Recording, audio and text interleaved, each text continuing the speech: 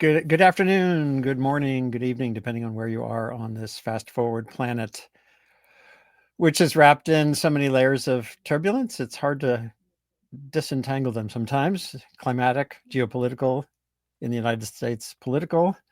We have climate change, we have climate vulnerability, creating immense turbulence in places like Los Angeles, and so much more.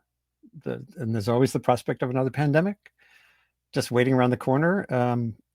We'll see how this all unfolds, and it's great to be finally on screen here on Sustain What with Michael Liebreich, who I've been following for many years for his wisdom and also his edge. he, he's not afraid to dive into arguments around some of the tough issues of our time related to climate change. What's real, what's not real, what makes a difference moving toward a clean energy landscape around the world. And it's just great to have you on here finally on Sustain What to talk through some of this. We'll focus on some of the big picture words like net zero and even energy transition. But I wanted to start just basically by, for those who are not familiar with your work, and my blog and my effort is more general. It's about the full sustainability question. What the hell got you into this mess? Why climate? Why clean energy? Why there's so many other things you could do with your talents in engineering and finance and all the rest. Andy, first of all, it's a great honor and a pleasure to be on this show with you. There was a risk there that we would descend into a kind of mutual fan club.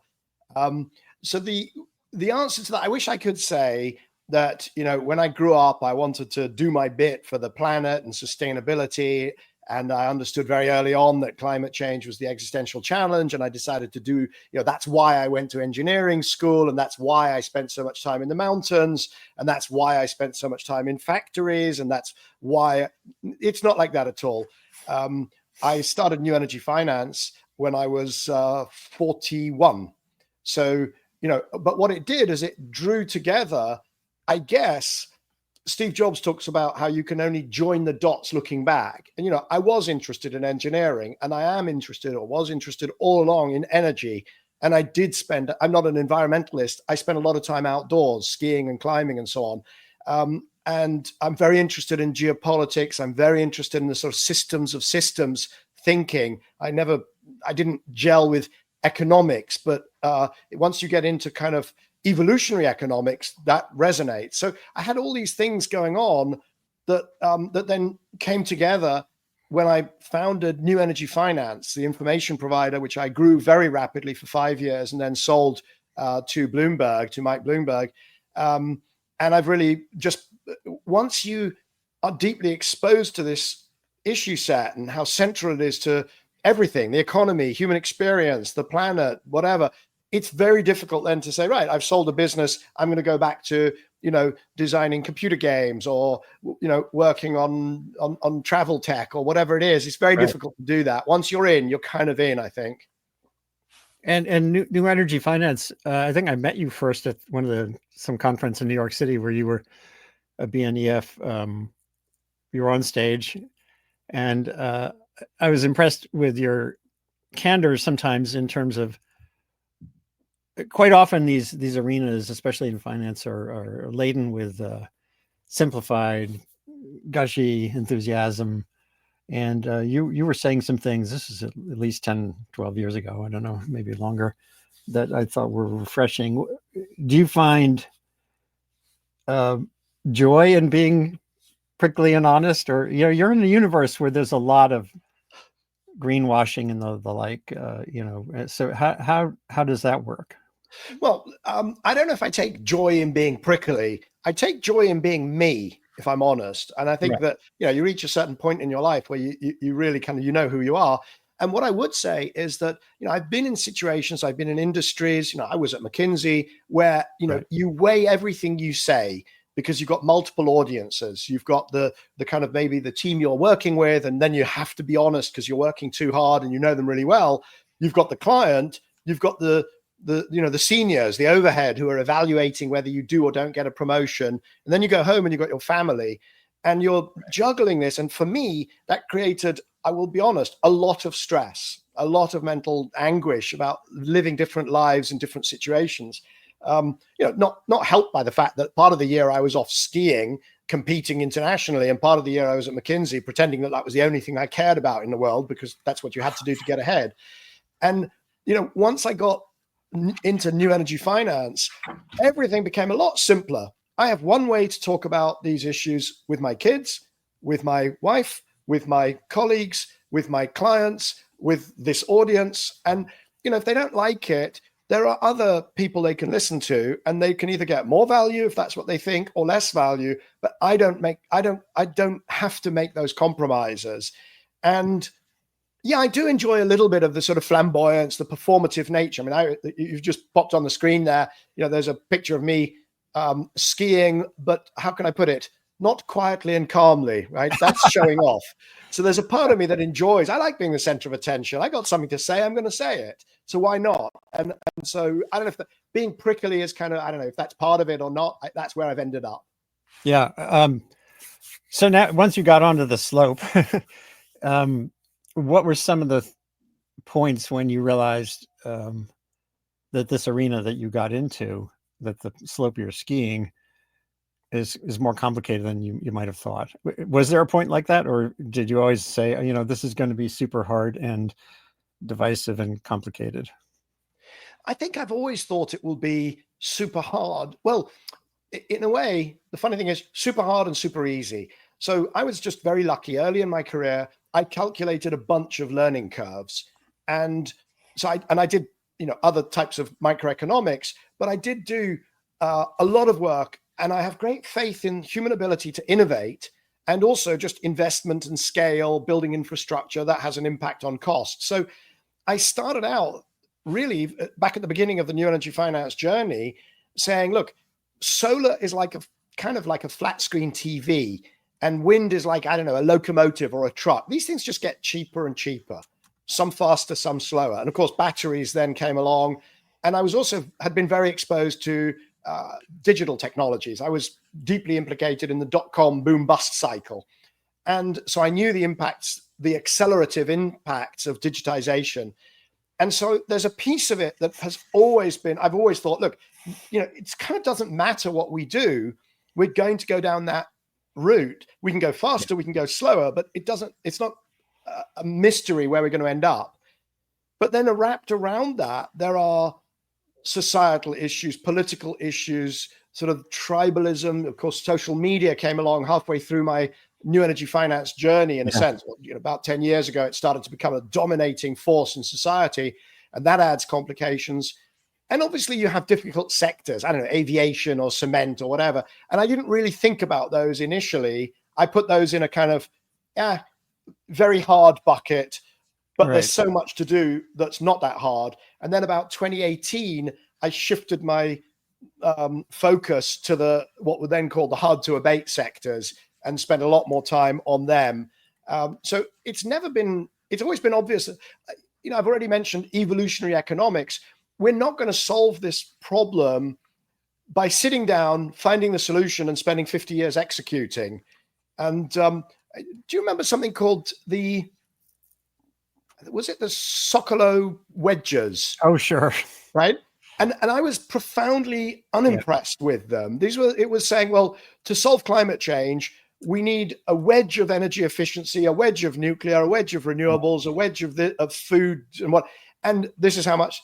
The problem with that model was it assumed that this was 2004-5 that I was looking at this stuff, 2006, something like that.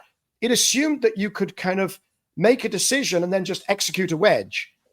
We're actually going to do rolling innovations that build on each other in a very, very different model.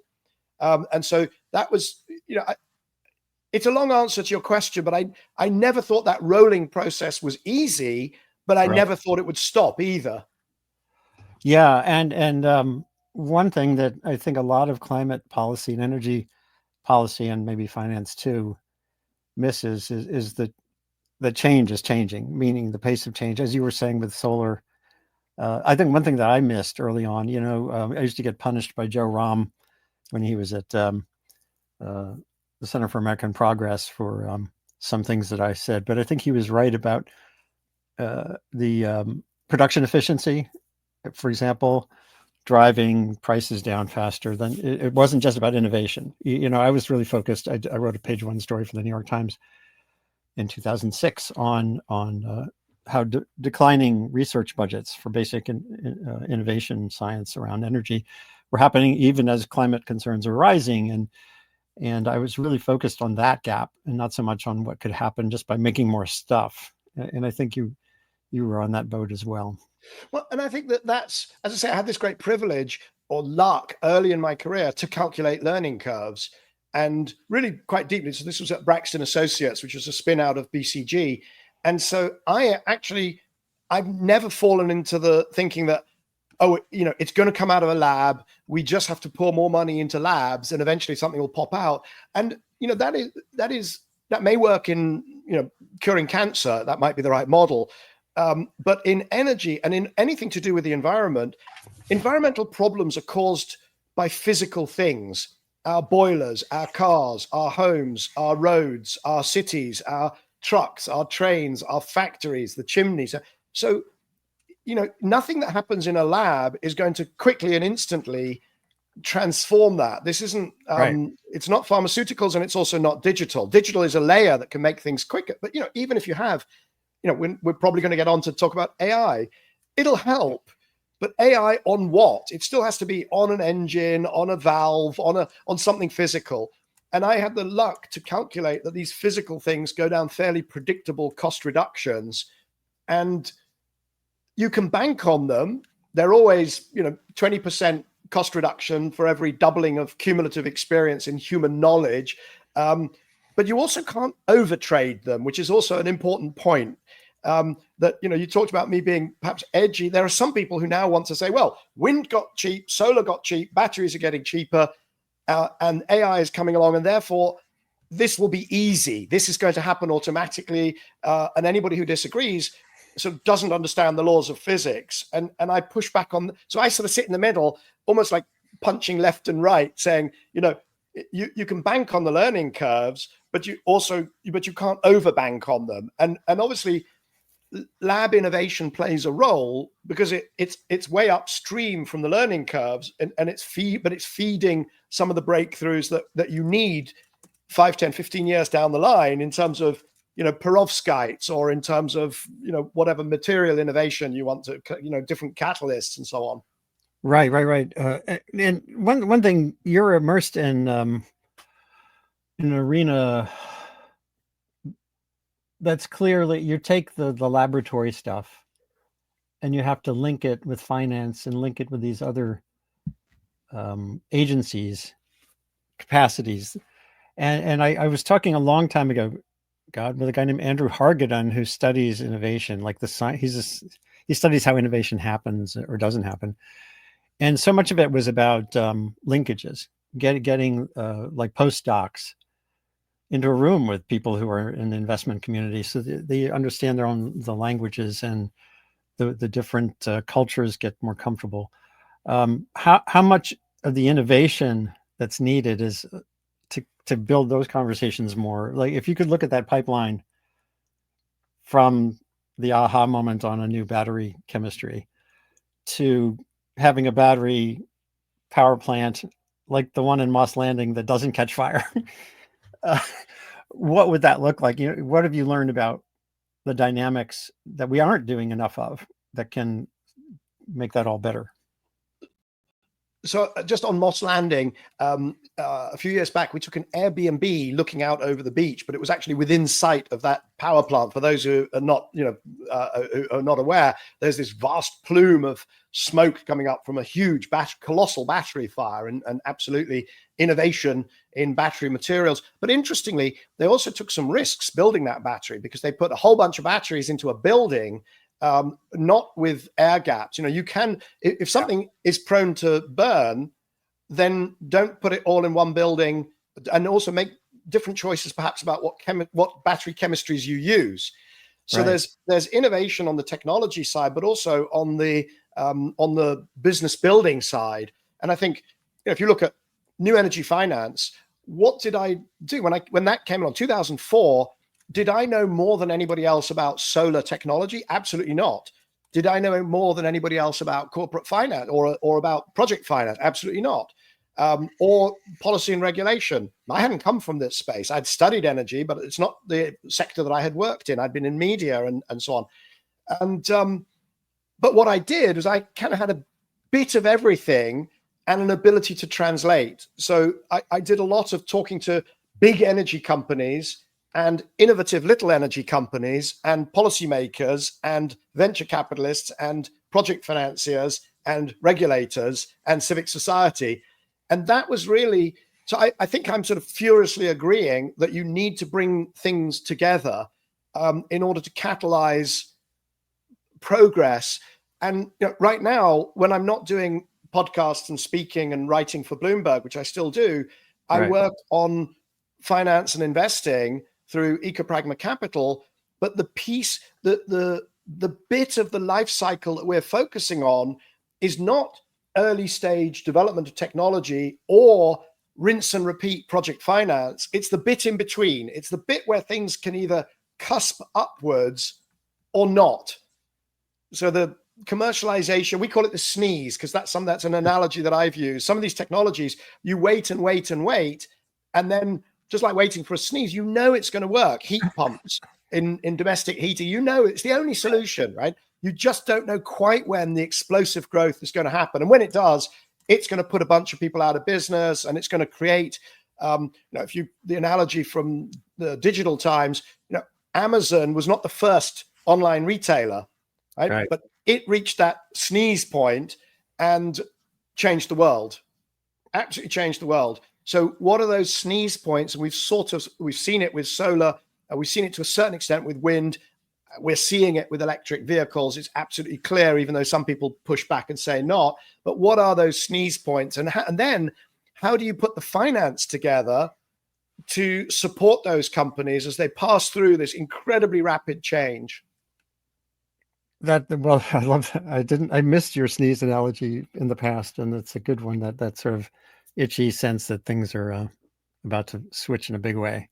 I wanted to get into one of the major themes. Well, first of all, I want to get back to this complexity. My journalism on this goes back to the 80s, and back then it was all kind of, this felt like an environmental story. You had stuff we're putting in the atmosphere, it's changing the climate, and therefore stop putting it in or taking it out. And then I had my own learning curve, and some of the steps are, it's a pollution story, it's a technical story, it's a heroes and villains story. It's all Exxon's fault. It's justice story, it's behavior. And of course, it's all of those things. And the same thing goes for the climate picture, whether you're in the solution space or journalism or whatever. Then I found out that to me, this felt paralytic, but now it feels enabling, because there's so many ways you can latch on to this issue, whatever your skill set is. I don't know, when you talk to people, I imagine, now we have all the doomers who are saying we're screwed because we're already so clearly beyond 2 degrees. And that leads me often to feel like they're just promoting paralysis and disengagement more than engagement. When you go into a room and you meet someone who's not heavily tuned in, who might have that sense of paralysis, how do you break this down yourself to say, oh, come on, assuming you're not paralyzed yourself, and I don't think you are. No, we have no choice to be. We can't be paralyzed, because this is our planet. These are our lives. This is what we do. And so we can't be paralyzed. And it's absolutely clear that, now I disagree with anybody who says it's clear we're going beyond 2 degrees. Back in, I think it was 2018, I just started publicly saying, we're not going to hold to 1.5 degrees, right? It destroys credibility to pretend that we're going to be at 1.5 degrees. Right. And I'm not prepared to do that, because I think one of my answers to how do you communicate, how do you kind of keep a path through this, is just stick to the science, stick to the facts. And also, by the way, acknowledge when there is uncertainty, absolutely. Right. But what you can't do is sort of double down. And, if you look at achieving 1.5 degrees, at one point we could have done it by reducing emissions by, 20%, then 30%, then 40%, then 50% by 2030. Right now, there is no chance that we're going to reduce emissions by 2030 to be on track for 1.5 degrees, because the drop becomes more and more vertical. And at some point, everybody has to say it's not happening. Right. And I've been saying it earlier because, I'm just aware of the sheer physicality of what needs to change in terms of energy infrastructure, transport infrastructure, but also the human nature issues. Those people who want to say, oh, it's so bad, degrowth is the answer. Right. And, degrowth, a wonderfully attractive philosophy for rich people in rich, well-off, rich, comfortable people, usually young, living in cities in Europe or maybe on the coast. Nobody in the global south that I've ever met has suggested degrowth as a solution.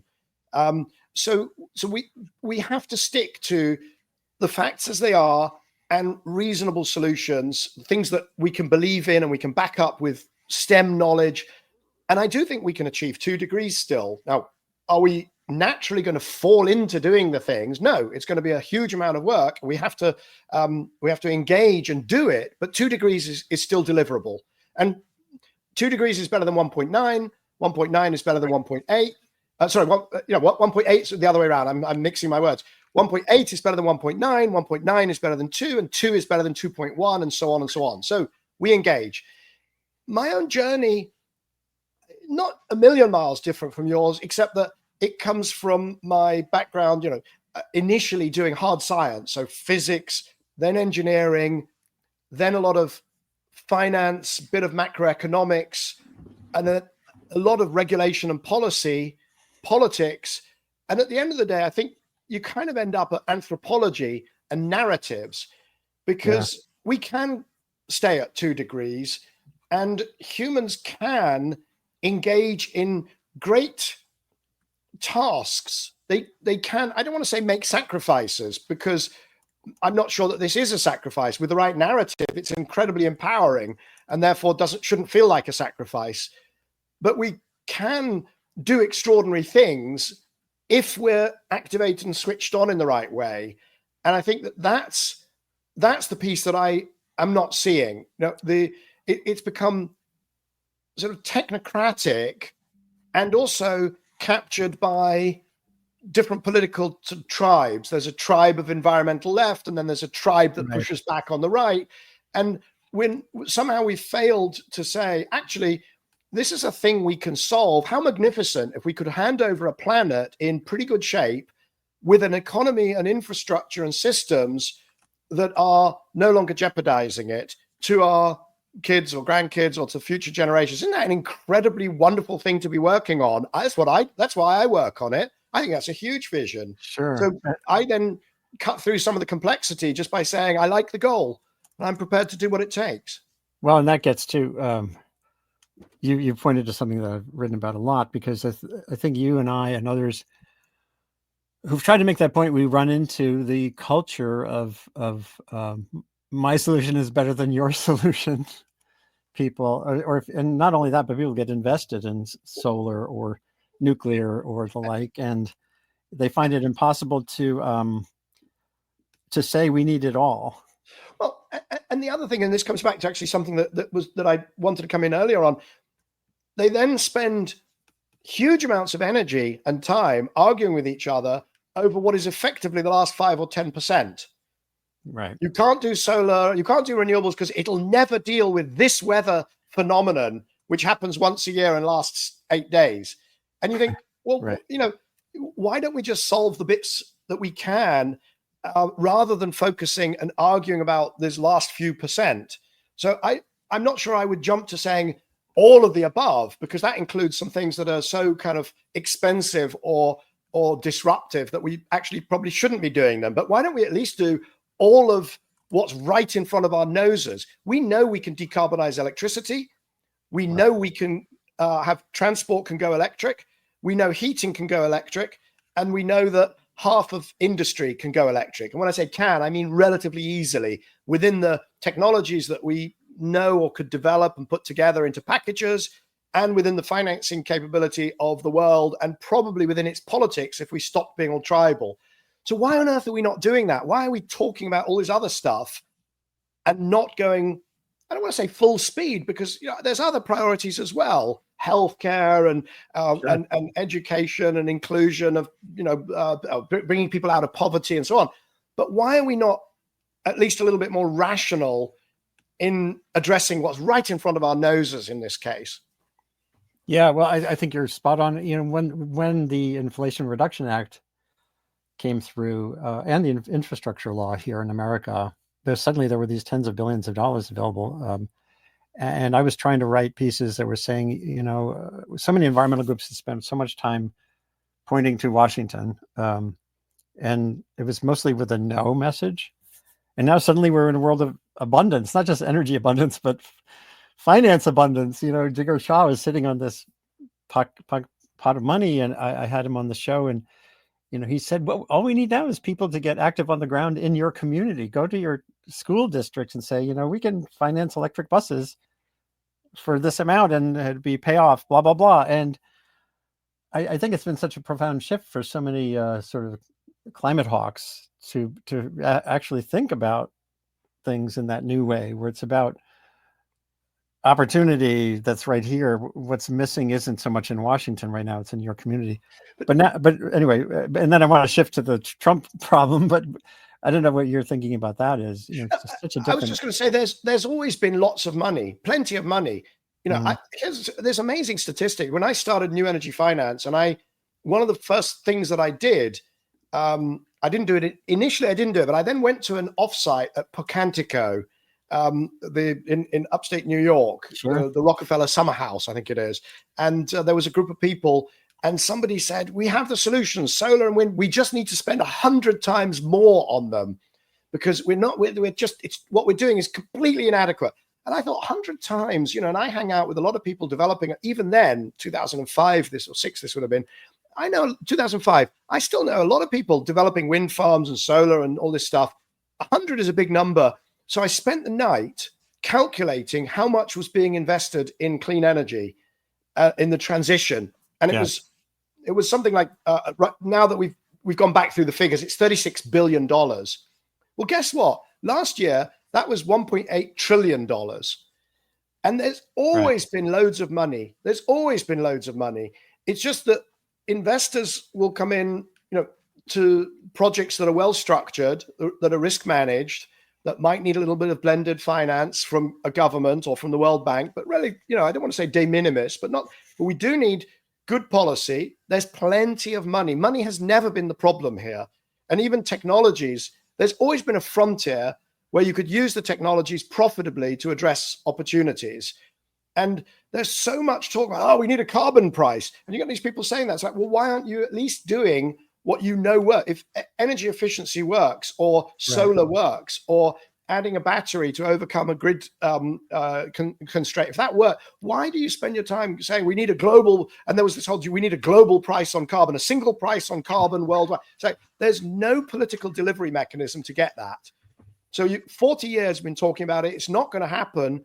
And yet you have people who'll devote enormous energy to that rather than to rolling out what they've got. Oh boy. Yeah. So what needs to change there? We have these mechanisms that evolved, and again, in 1988, when I started reporting on this, it was that led to the IPCC and the treaty. They're all global. They're all about the big picture numbers. They're not about your community's power supply and sort of the smaller scale ways of thinking about finance. And we still seem often stuck with that. Right now is Davos. I'm sure that global price on carbon message is there, et cetera. Do you feel like we're stuck still with that framing or not? So I'm not in Davos. I haven't been for a few years. I have been in the past. I got frustrated because I discovered that all of the people working on climate and clean energy were out in the World Food Tent in some hotel car park, and all of the oil, gas, sort of fossily people, they all had conference hall passes. And so I just said, look, I can't do that. I mean, if we're going to have a conversation about energy, and if we're going to say that we want to improve the world and deal with climate change, I got to be in the core discussion, not the side discussion. Right. So I don't go, and I'm not really following what's coming out of there. I think you will remember lots of conversations about top down versus bottom up, right? Especially around Copenhagen, which was, we're going to set a global carbon budget, then we're going to negotiate to divide it between India and the US and China and whatever, and then we're going to just lock it in and execute for decades. In fact, China didn't get any of the budget reductions, which was part of the problem. And when Copenhagen collapsed, I actually called at the time for to just abandon that process, just get rid of UNFCCC, because it was embarrassing. For those of us who are practitioners or informing practitioners, it was embarrassing to do this kind of, to have this ethereal, the gods on Mount Olympus debating, failing, and us down in the real world seeing all this opportunity to make progress, but being derided because we were being associated, we were sort of guilt by association with the failure. And I was just saying, do bottom up. Municipality, city, your company, your household, your community, so much to do, just do it. And I was wrong at that extreme, because 4 years later, whatever it was, 5 years later, we had the Paris Agreement, which was very helpful for the momentum and the mood music. So we have this interplay between top down and bottom up.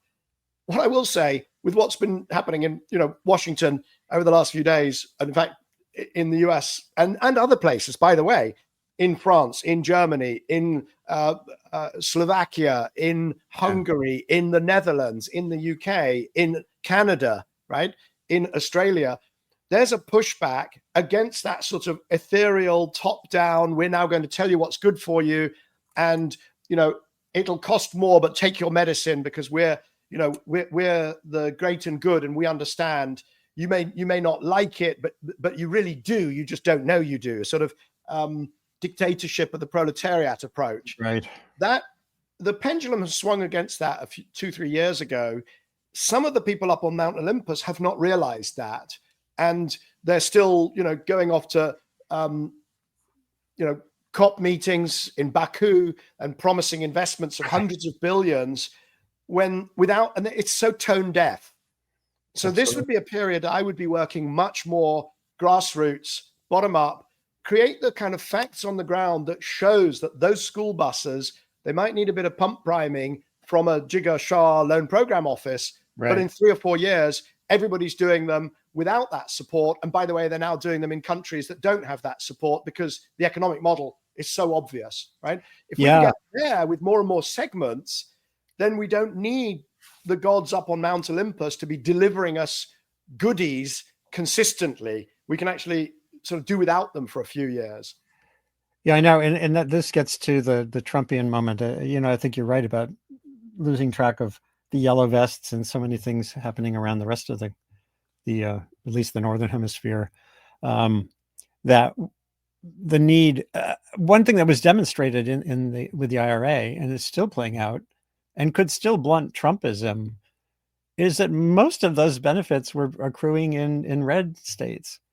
As Jigar likes to say, they're the police departments that were buying Teslas or American EVs were mostly Republican districts. And then you get that sort of follow-on conversation and normalization of things. But look, there was this theory that somehow, because so much of the IRA, Inflation Reduction Act money and the Infrastructure Act, because so much flowed to red states, that there would be a kind of a realization that it was in their interest not to re-elect President Trump. I never believed that. And the reason is, if you look at, there's so many Trump voters who were benefiting from Obamacare, but outraged at Obamacare. We saw that at huge scale. And, that's a lot of that. You can start to sort of blame low information voters or whatever, but that's just the wrong response. The right response is to say, okay, I get it. We're in a political knife fight here. It's about identification. It's about narratives. And, so the idea that, just because somebody's got a battery factory grant, or just because they've received some IRA money, that's going to change the way they vote, or even more, that's going to change President Trump's mind is, I don't want to use the word delusional, but that's not the way it works. Now, he might be forced or encouraged to change his mind by enough Republican governors or by whatever corridor chats with whatever, figures, Tucker Carlson or whoever can change his mind. It's not going to be you and me, and it's not going to be anybody who cares about the climate. It's going to be some other intermediaries that are in that kind of matrix on that side of politics. It's very frustrating to watch, but you I sort of feel, you'll call it edgy, but we have to play with the cards we're dealt. We have to deal with the world as it is, not the world that you'd like it to be, where everybody is sort of a technocratic loyalty type. You could say A plus B is C, therefore D, therefore E, therefore you must vote this and do that. That's not how politics works. Surely we should realize that after the last sort of 10 years. But go back in history, it's never been like that. Yeah. Do you have, if you were able to sit in a room with Trump's new Secretary of Energy and maybe Trump, well, how would you frame an argument for an energy future that you would prefer? Well, so look, I'm a never Trumper, so I would hope that I would never get into that particular room. His energy secretary, Chris Wright, is a very interesting person because actually he's incredibly brilliant and incredibly articulate, very analytical. I've looked at some of the presentations that he's given going back in time and some of the things he's written. And, he's built a very successful energy business, hugely successful. He's also, back in his history, he's worked on solar when he was a grad student, and he's invested in geothermal and nuclear through some startups. And the one area that I think sort of is very troubling about and by the way, he's very committed. I should also say he's very committed to energy abundance, as am I.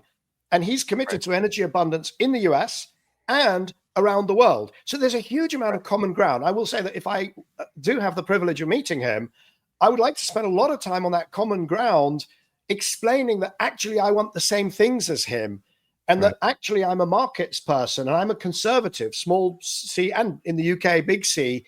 And so I'm not interested in state overreach. I'm not interested in trying to control people's lives, but I'm also a scientist, and I've dug very deep into the climate science, and where Chris Wright says that, he's essentially is channeling Nordhaus in his climate science. So he says William Nordhaus won a Nobel Prize for the DICE model, which showed that although there is damage, which he acknowledges, there's damage from climate change at 3.5 degrees centigrade of warming by the end of the century, that damage is less damaging than if you tried to do something about it, broadly speaking. So the damage function that Nordhaus uses says 3.5 degrees by the end of the century. And the guy got a Nobel Prize. But what I would suggest is that what I know is that isn't not just an outlier amongst climate scientists. I don't care, in a sense, put them aside. I don't think a 3 degree or a 3.5 degree world by 2100, and by the way, with a gradient which is still increasing after 2100, right? So therefore, more warming in a time when my children might still be alive and their children, very definitely ought to be still alive. That is not an acceptable outcome. That is not an acceptable outcome. I don't care how Nordhaus calculated it. I don't care what discount rate he used. It's not acceptable. Yeah. And so that's the conversation I would try to get into, to say, let's try and examine that damage function, because between Nordhaus doing that work and today, what we know is that would be a profoundly damaged planet and economy, and something I know you care a lot about, damaged resilience and increased vulnerability of literally billions of people. That's what I think. And, so hopefully I would be able to establish enough common ground around the things that we agree on to be able to say, we cannot, as conservatives, walk away from our responsibility to planet and people, which is truly under threat. They're truly under threat by this trajectory that we're on. Right. Well, hopefully those conversations, there'll be space for them it's hard to envision, but it's conceivable. You know, Andy, let me tell you, I had a similar conversation with Tony Abbott. Now, you'll remember he was Yeah, the Australian Prime Minister who got rid of carbon pricing in Australia, right. and very contrarian, skeptical, whatever you want to call it, on climate change. And I was on the board of trade with him, and I was able to have really deep and quite warm conversations with him because I established that I am a free trade advocate. I'm a conservative. If it wasn't for planetary boundaries, I'd be a pretty dry conservative. And I mean real conservative, not what the Republicans and blah, blah, Right. blah. But, so I established some common ground because I do philosophically, in many ways, agree with those positions of that constituency. But then I separate from them only on certain issues. But I was able to have really interesting conversations with Tony Abbott on those and maybe move him away from some of the more extreme positions that he had previously taken. Well, and that gets to, you started with the common ground and you built the trust and the fluency, and then you go to the tougher questions.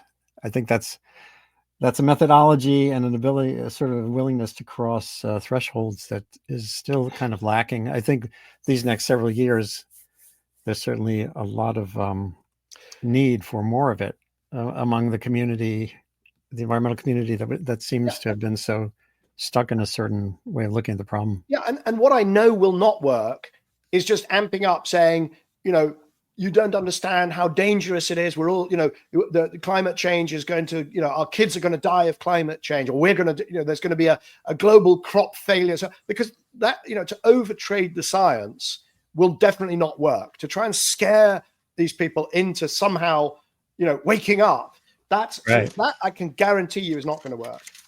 No, and that was part of my learning curve in the media side of this too. The story I did in the for Science Digest magazine back in 1988 was very much here it is. Yeah. Earth melting on a hot plate. And it was designed to scare and petrify. And there was a Time magazine cover not long afterwards. It said, "Be worried, be very worried." And that's when I started interviewing social scientists in the early aughts, 2006. And they were saying, no, that's not how it works. The deficit model is a failure. The idea that you just fill people with your vision of the problem and that takes them to a new place is just fallacy. I want to get to this concept of net zero one more time. Just you've written two pieces, well, many times about it, but you had two long pieces last year, a couple of years or so. The harder argument for it and sort of the easier argument. So how do you? What's your thumbnail quick definition of net zero by let's say by 2050, and just a quick sense from you of the hardness and then why it's doable. So net zero, it's funny because it has become a controversial term, and I'm not quite sure why, because for me, it just means that the emissions, we're emitting CO2, and there are also things that are happening that we're doing that are absorbing CO2, and they need to net out so that there's no more CO2 being added to the atmosphere. And to me, that seems like a sort of truism. It's pretty obvious.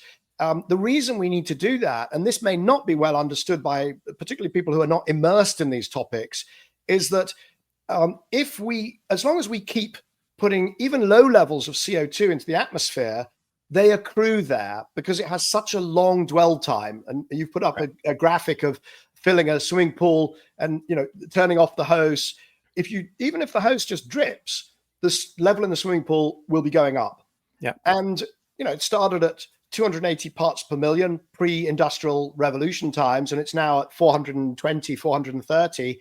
And as long as it keeps going up, as long as we keep emitting, it's going to keep going up, and that is going to cause damage to the planet, to the economy, to the ice caps, et cetera, et cetera. So net zero is basically, when we've got that under control, is when maybe we have no more emissions, or we have some, but then we're removing some. And if I might, I want to just address one thing which I I think you've heard a lot of times, and I certainly have, is 420 parts per million.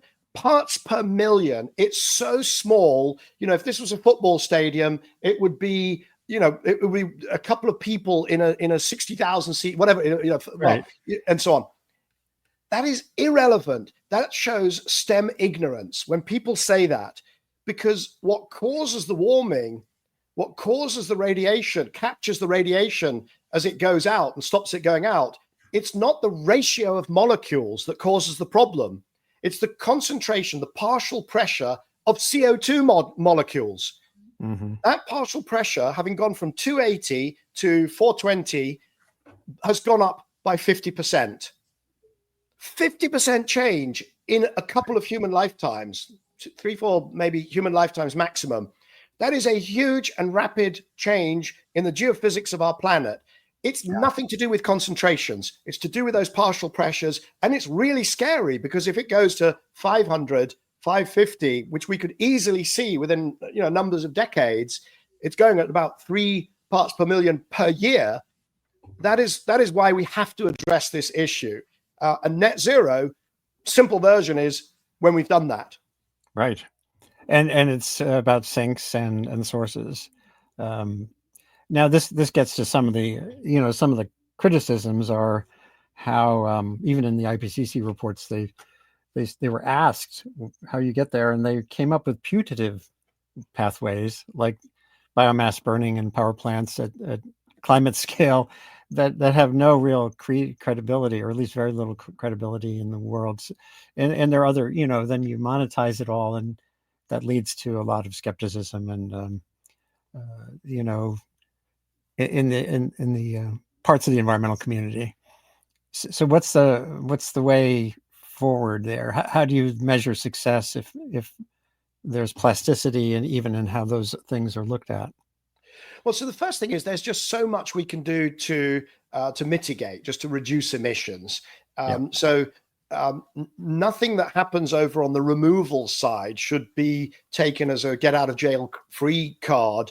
And that should be pretty straightforward to understand, because when you're trying to capture something, trying to remove emissions, you're undoing the burning of something, and it's a lot easier not to burn it in the first place. And I laugh at people who want to do e-fuels, by the way, because it's like, we're going to burn a fuel, we're going to turn it into water vapor and CO2, and then somebody's going to capture the water vapor, or take the water, split it into hydrogen, capture the CO2, combine them and make a fuel, and then they look at you very seriously and say, and we can do that cheaper than fossil fuels. It's like, no, there's this thing called irreversibility and thermodynamics and work. And by the way, then there's also capital expenditure and maintenance and all sorts. You're not going to do that. So mitigation first, there's no question about that. Right. But we are going to have to remove as well, because there are process emissions from cement production, or there are sectors like aviation where it's extremely expensive to produce a fuel. And I take it as read, we're not going to stop flying around, right? That's just not we can fly less. Right. I would like to fly less. I think we should have, more expensive flights, but we're still going to fly. And it's going to be cheaper to remove CO2 from the air than it is to make a fuel for that use case. So we are going to have to get into the process of removing some of the CO2. And what I would say, though, is the word there is removing.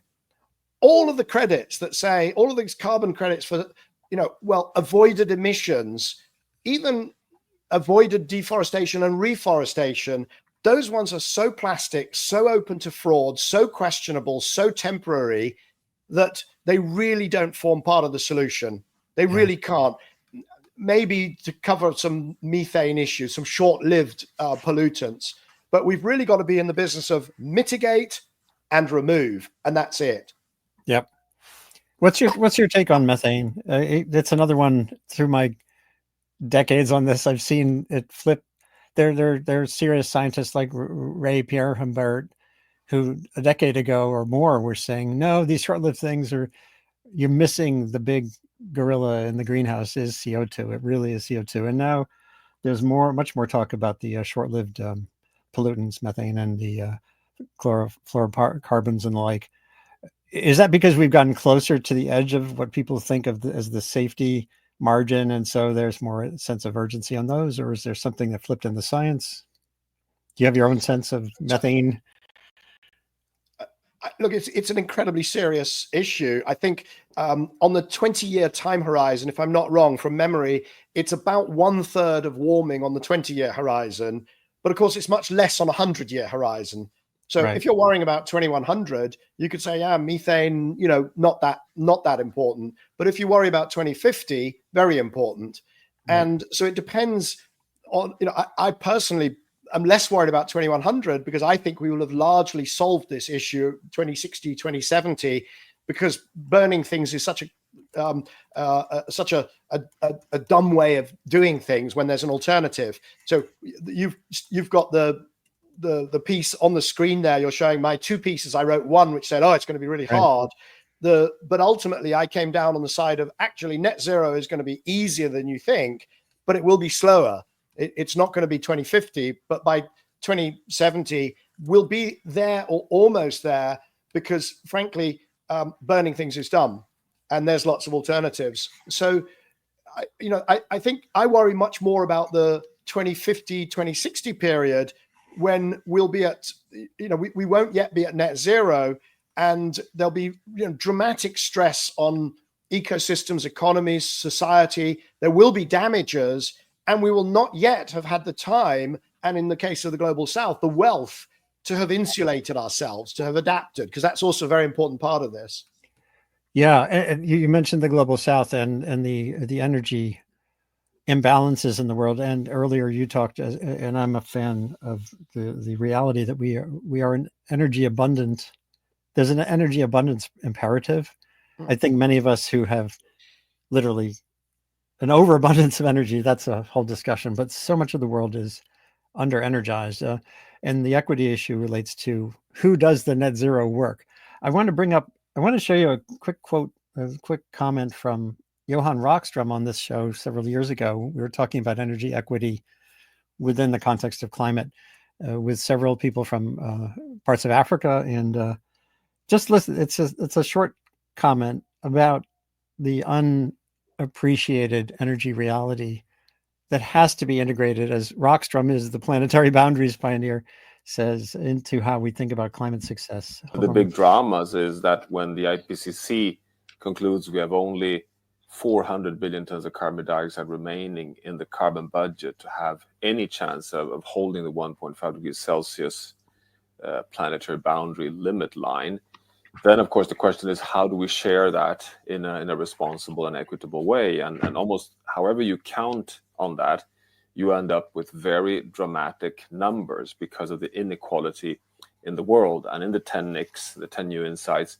we did one very basic assessment, which is basically just checking what's the per capita emission today among the different categories of people according to the levels of wealth. And then not surprisingly, we get very shocking results that the 1% richest people in the world need to reduce their emissions by a factor 30 to have any chance of holding the 1.5 line, while 50%, half of the world's population, the poor half of the world's population, actually, based on equity assessments, should have the right of increasing their emissions by a factor 3 in order to have energy access, basic provision of energy utilities, and still stay within a global carbon budget if you take an equitable assessment of how you share the remaining budget in a per capita way. And this, of course, comes from the statistics we all know, that we are today having we have 1 billion people without access to electricity. We have sub-Saharan African countries, if you exclude South Africa, which have a per capita availability of energy which is pathetically low. I mean, it's equivalent to having a very small camping refrigerator as your entire energy availability on average, and compare that with a US or European citizen, which has, 10, 20 times higher energy availability. So that the energy inequity in the world is staggering.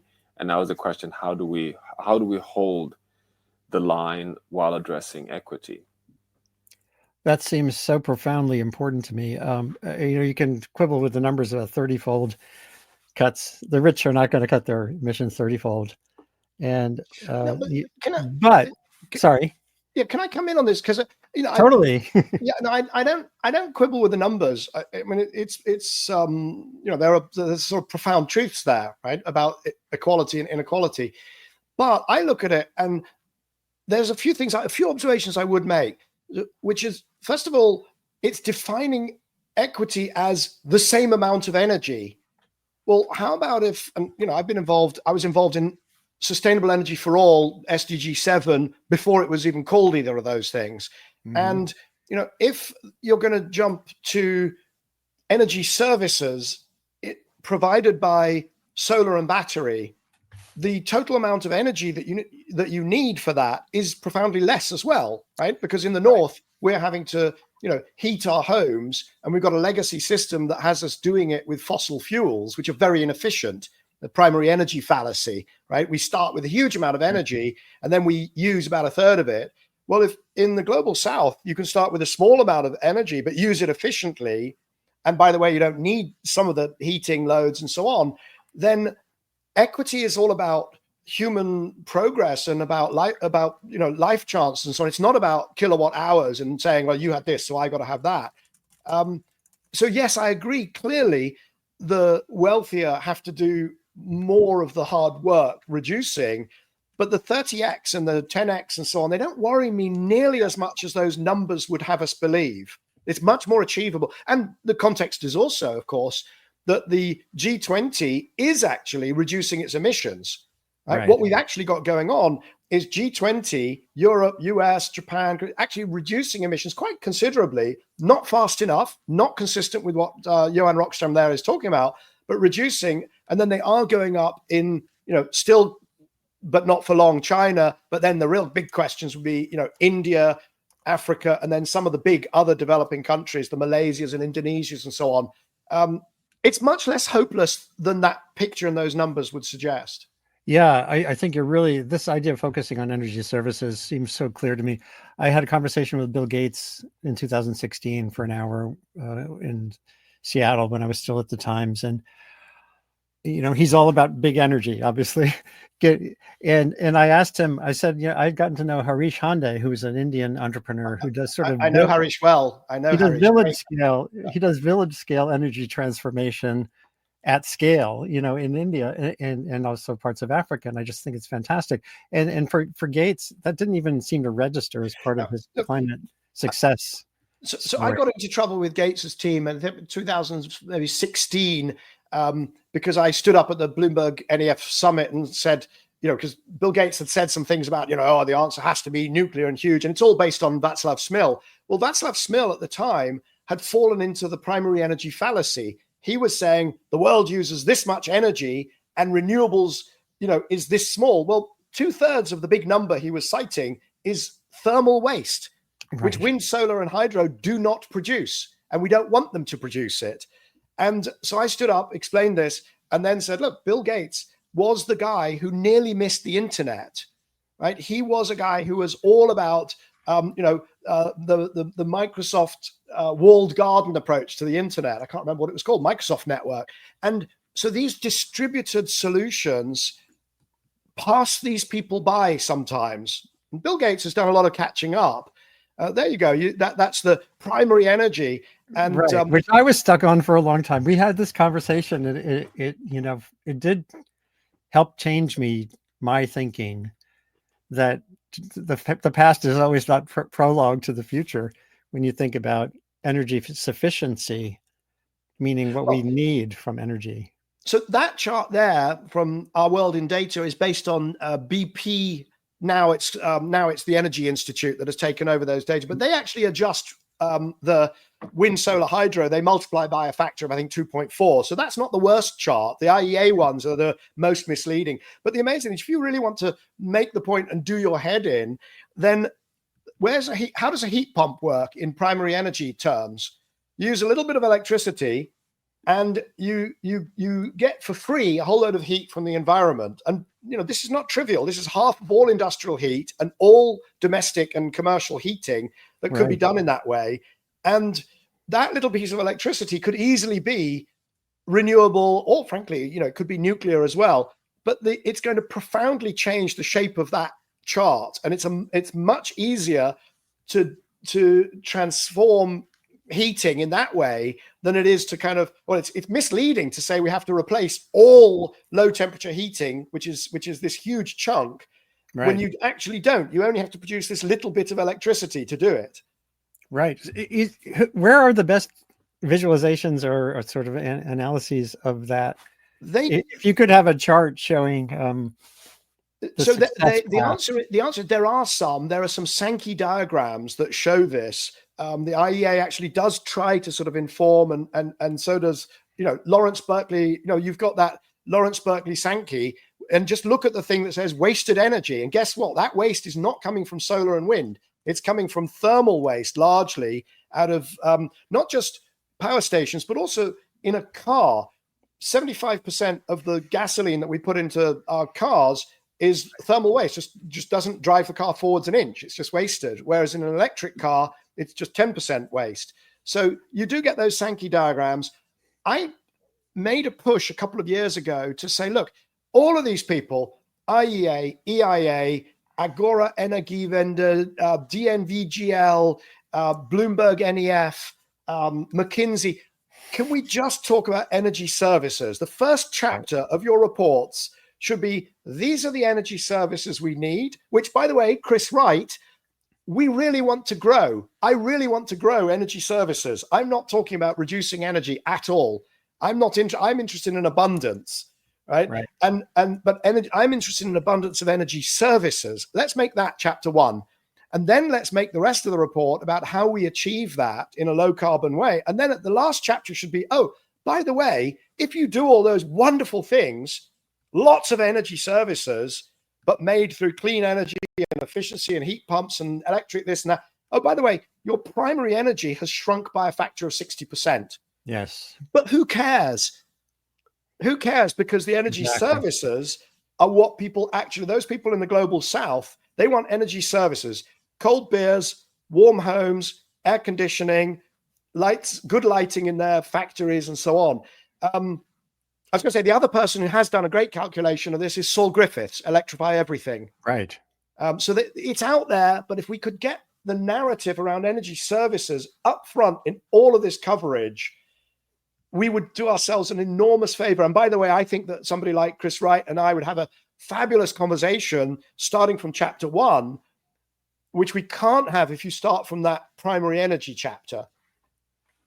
Boy, this is where path dependency gets in the way of progress, because the IPCC, even the structure of the IPCC and these institutions, they've already got their metrics and as you said, BP, and it's a very hard thing to literally flip mental models on that scale. But I do agree with you.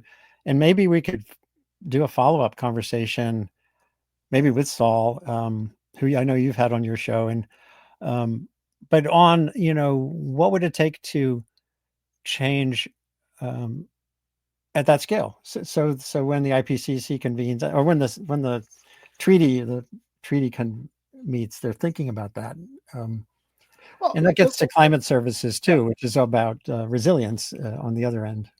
Yeah, look, all I can do to change it is I can try to explain whenever I get an opportunity, and I can create the odd hashtag.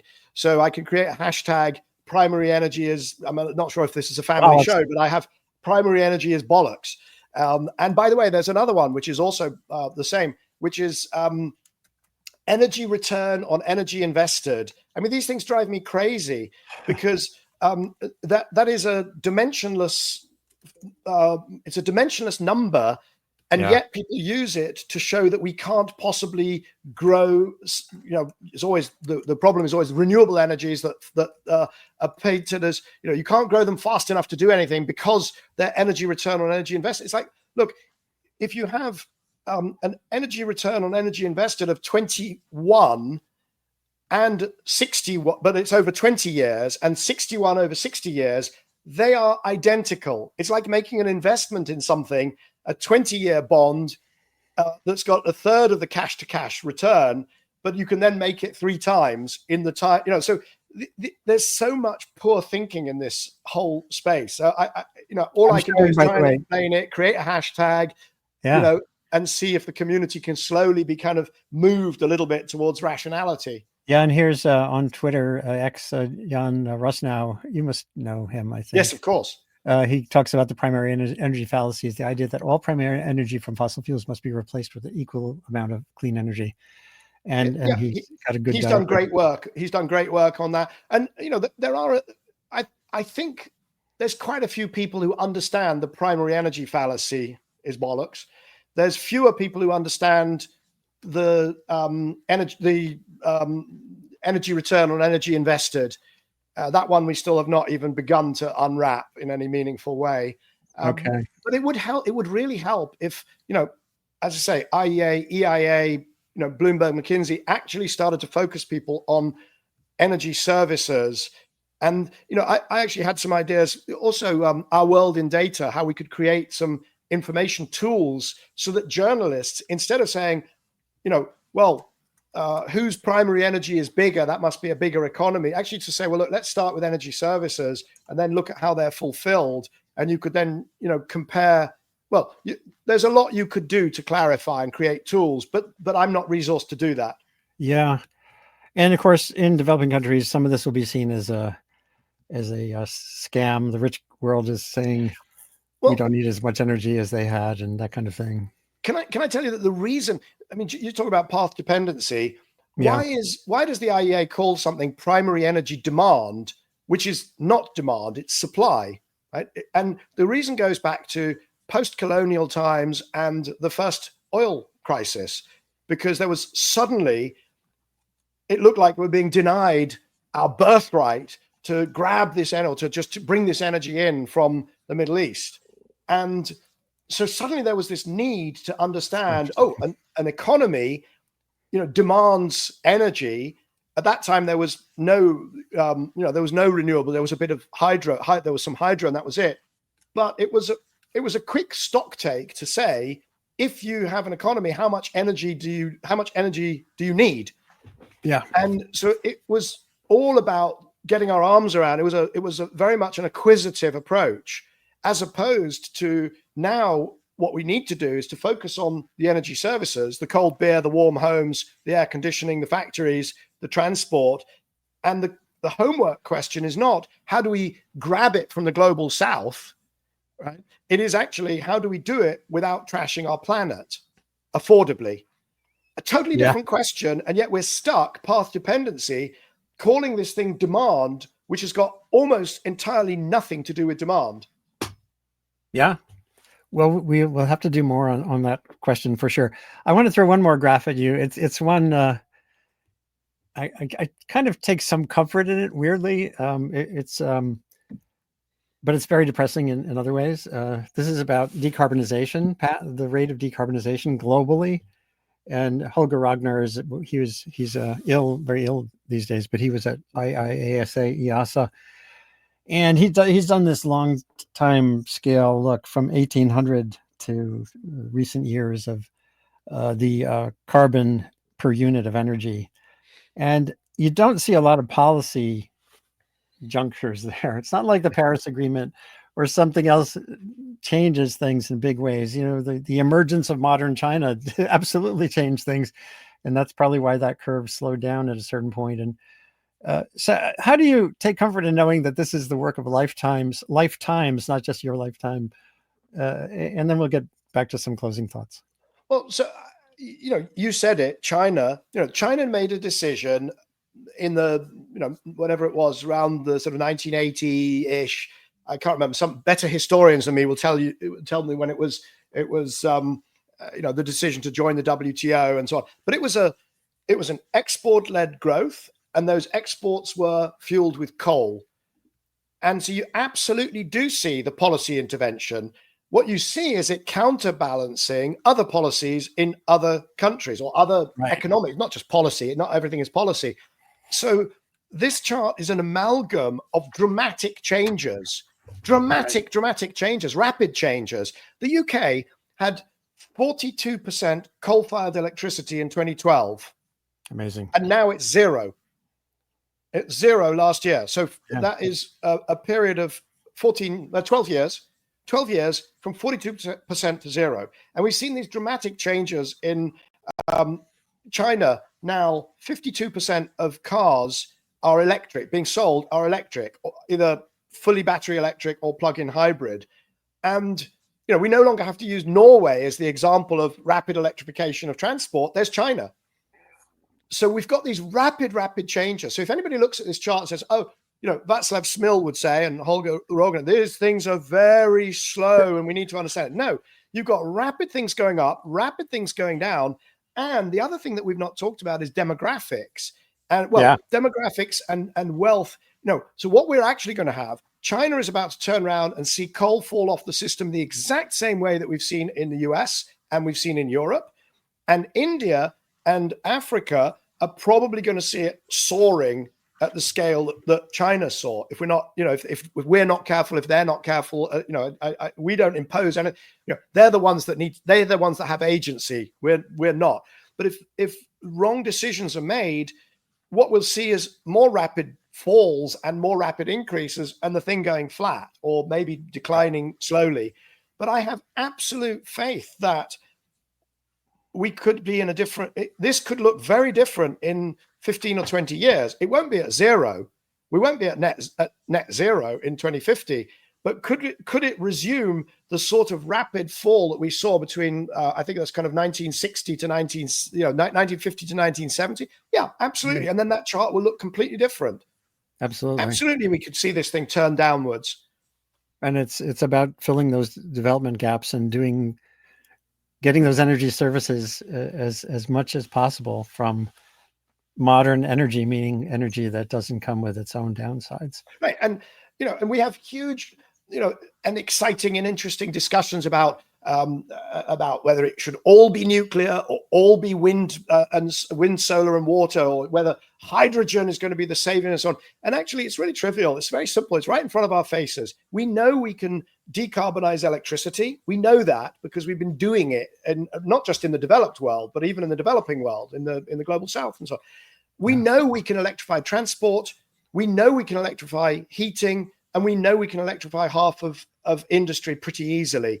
So we have most of the tools, almost all of the tools required to bend that curve very quickly downwards. I'm sorry, I'm an optimist. What can I say? Yeah, no, that's good. If you have a couple more minutes, there actually are the last second here. There's some questions and comments that came in. If you wanted to run through them, if you have time. Yeah, I'm happy to.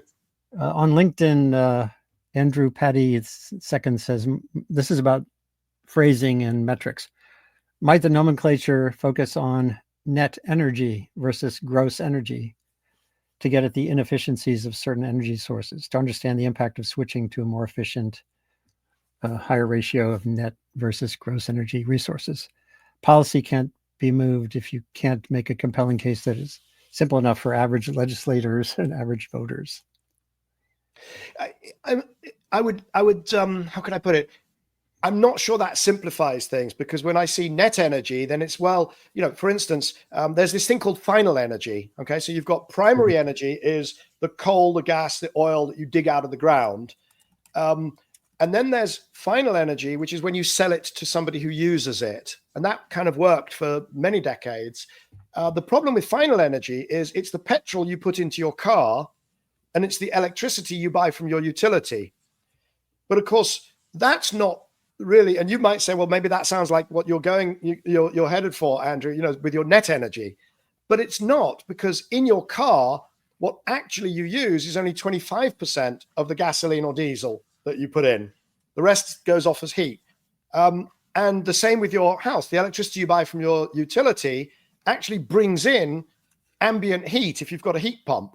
So I'm afraid, there is this thing, okay, it's called energy services, which is what we actually need to power our lifestyles. And, right. And it's just, I know, how can I put it? It's just complicated, because it actually maps onto something which engineers will all understand and be happy with, which is exergy. If we could start if our utilities sent us an exergy bill instead of an energy bill, then maybe we'd be in a much better place for, intuitively undertaking exergy efficiency moves. But I think that's a bit of a push. We're just going to have to work on educating people. Yeah, and I do encourage folks, whether they're on Blue Sky or on X, to follow you there to get deeper on some of these questions. You've talked about these metrics. They're all the flaws and merits a lot there. There are a couple more questions and comments that I thought I'd throw past you. Douglas Allen on Facebook notes, UK's transition from coal to wood chips from the Carolina forests where I live does not decrease emissions, energy costs, or pollution. There's lots of questions about how to measure things there, but some of the UK's transition is certainly gas played a huge role in the post-coal era too, right? Yes, I mean, just in terms of our coal going from 42% to zero, gas increased during that period, but not by as much, and emissions most certainly came down. But Douglas, that burning wood chips, I don't actually care about the wood chips. I care about if it's forests. I mean, there is waste from wood processing, and if it's truly waste that we use, then I'm kind of, then I think we have to be okay with it. Particularly if we take the next step and start capturing CO2. But of course, that's not, the Drax, that company has been caught a number of times not really assuring its supply chain and burning whole trees and so on. And there's always a good excuse. They most recently got fined, I think, £25 million.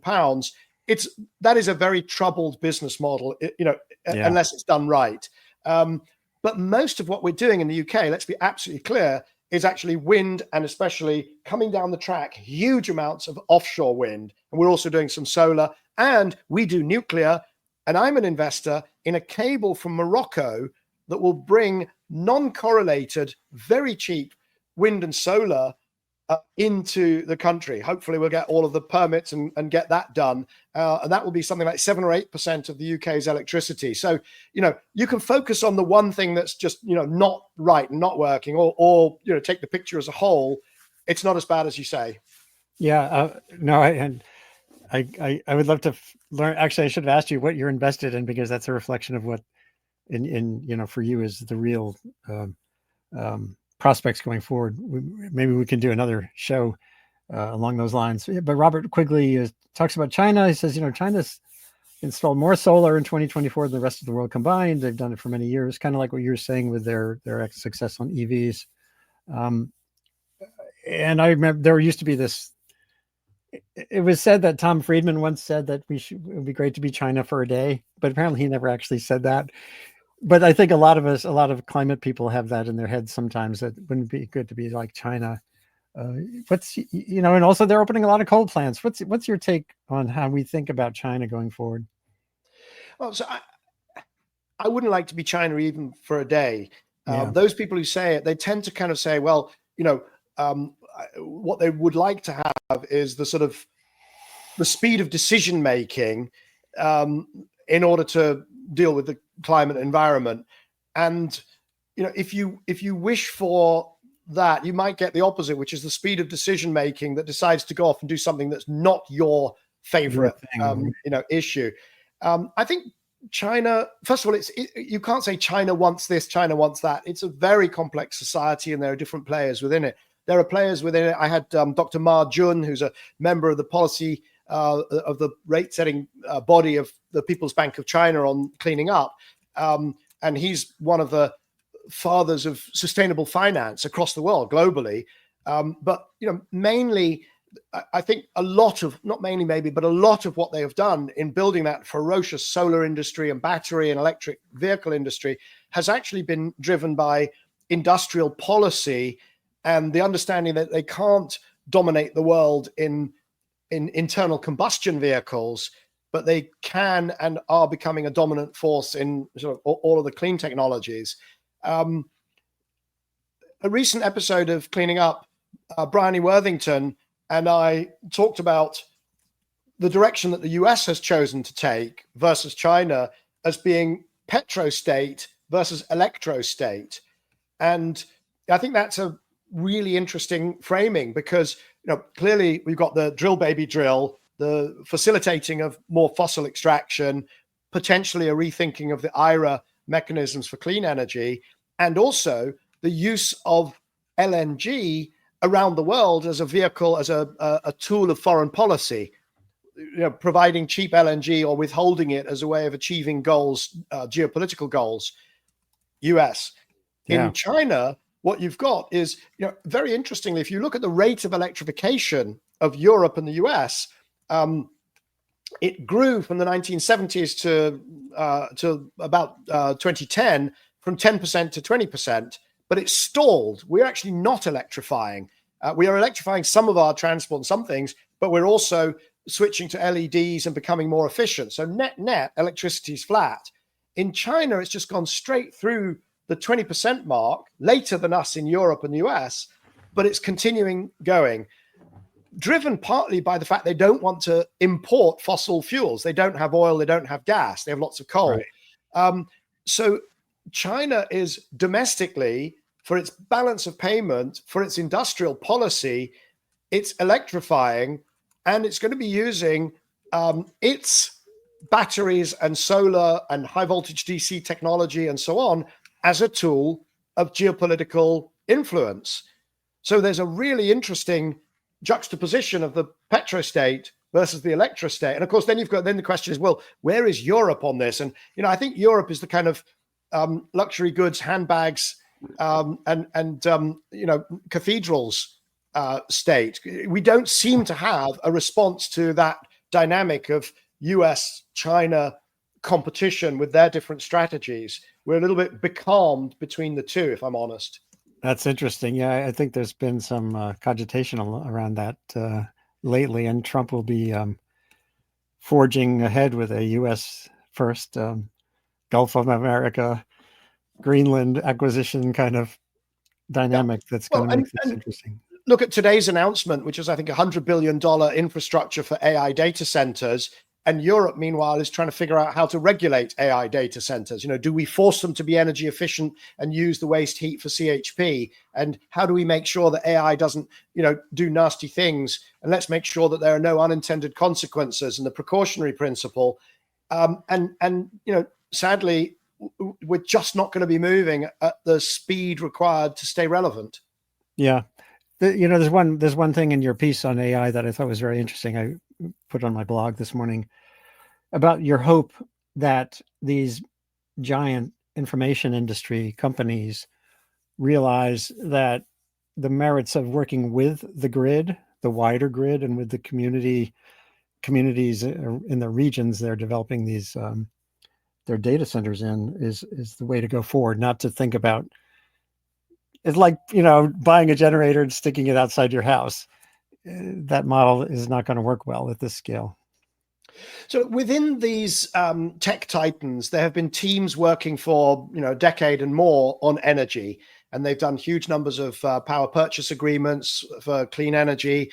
They've got these very ambitious targets and concrete plans to get to them.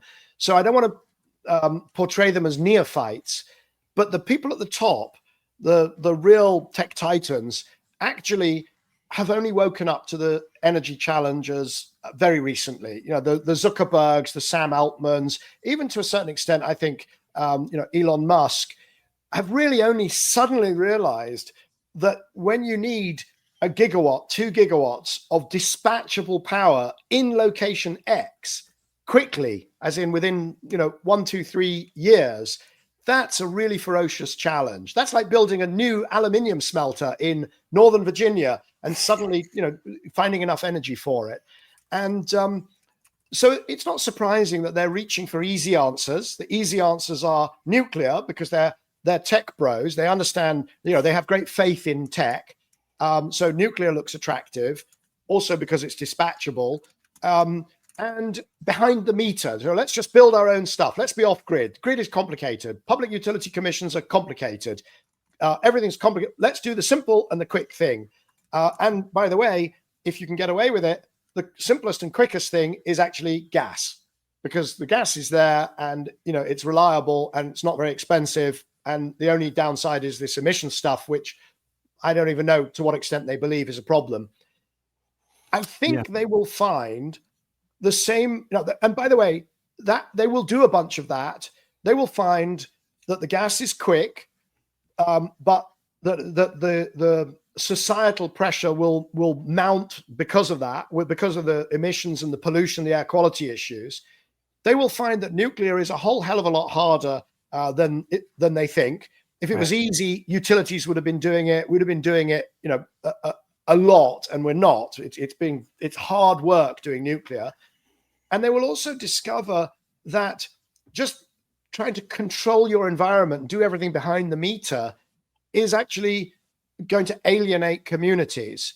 It's not the way to do it, because it'll be expensive, and you're losing the opportunity to say to a community, look, we're providing a lot of investment, a lot of jobs, and our energy system can play a positive role in providing resilient and clean energy to this community. Let's work together. Utilities have been doing this for 150 years. Right.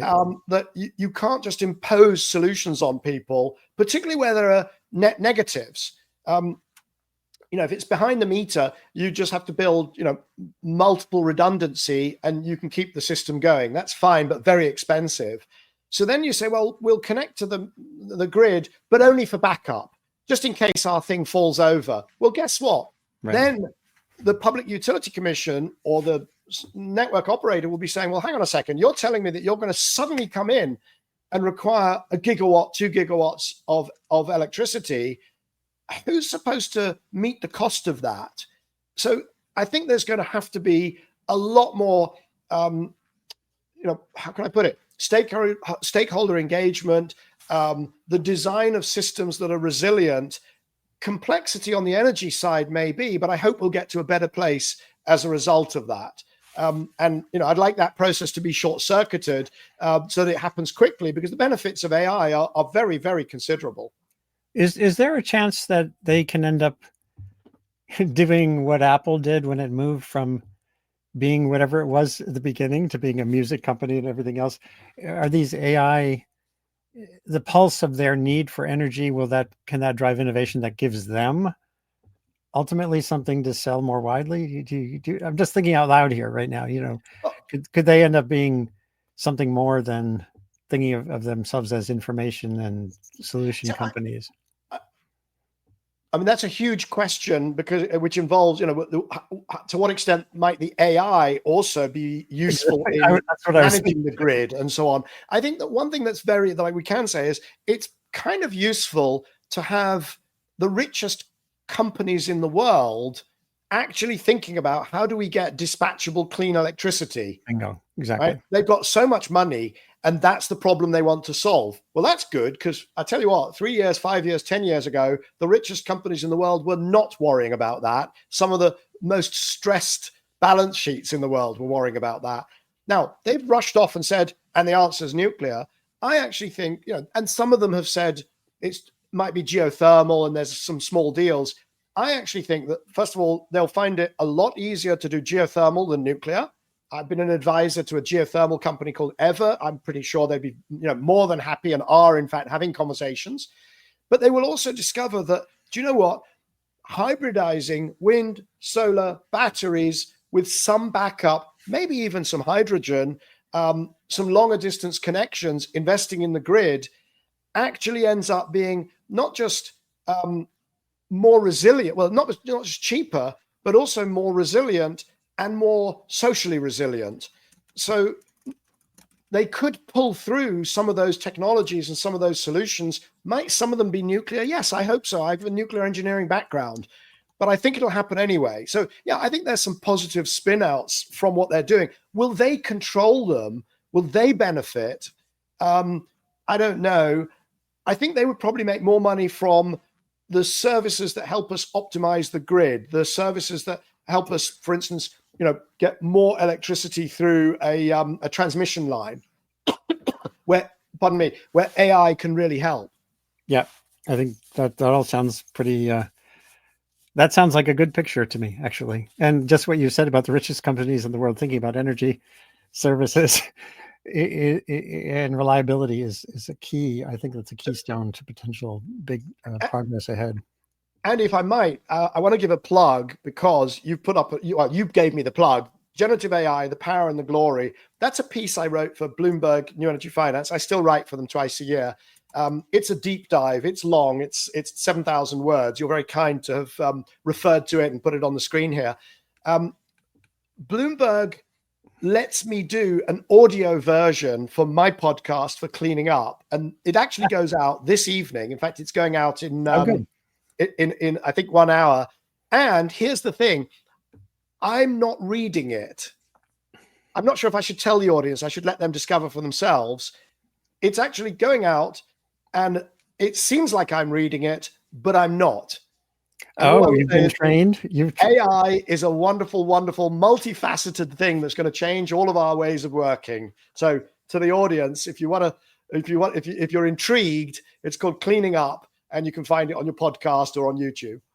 Oh boy, Well, this has been a great conversation, and maybe one of many going forward. What I like about the live versions of what we do here is that you're engaging with audiences in real time.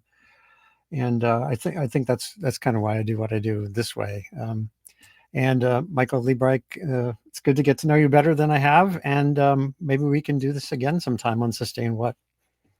Absolutely, I'd be honored to. It's been a great conversation. Thank you, and thank you for everything you do.